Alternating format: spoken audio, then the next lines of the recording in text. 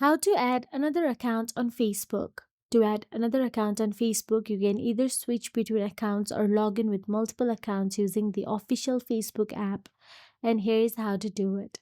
First of all, open the Facebook app on your mobile device and make sure that you are logged into your Facebook account. Now, once inside the Facebook app, all you have to do is tap on the three lines at the bottom right corner of your screen for the iPhone or top right for the Android. Now, once in the menu section, scroll down and tap on the logout. Once you log out on the login screen, then you will get to see the accounts available that you have logged in this Facebook app. You can simply tap on use another profile option available there in order to log in with different account. Once you tap on the use another profile, you will get to see the username and password option available. Enter the email and phone number and password of the second account and tap login.